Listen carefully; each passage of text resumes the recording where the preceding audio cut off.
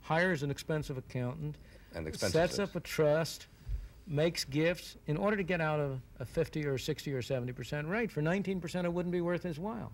And thus, in point of fact, it's probably true that something like a 16%, 15, 16% flat rate on currently reported income, even without eliminating any of the loopholes, would yield the same revenue. Yeah. Now, in fact, if you eliminated the loopholes, what you ought to do, let me go back. Our present income tax is a mess. Partly, exemptions are lower now than they have ever been in our history in real terms.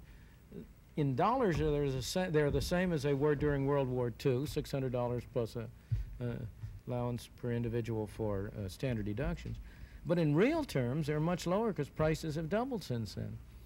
And what we really ought to do to reform the income tax, and this would improve the negative income tax too, is to double exemptions, double present exemptions, eliminate all special deductions, substitute a flat rate for our present graduated rate.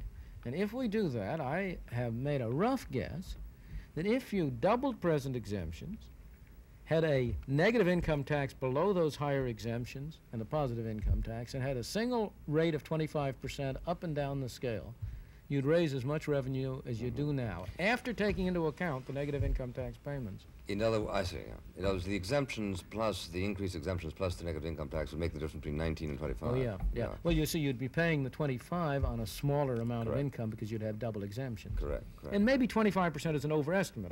I just try to get the largest number that would be necessary under those circumstances.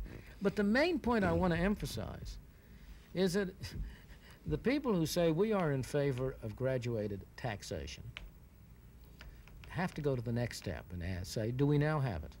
And they must say to themselves, if they look at the facts, no. What we now have is a snare and a delusion. On paper, we have highly graduated rates. In fact, we don't. In fact, if you look at the average rate paid by people in different income classes, that rate is higher in the middle income classes than it is in the very highest income classes. Because of financial mobility? No, because the middle income classes tend to be have a much larger fraction of their income from wages, and it's harder to avoid taxes on wages.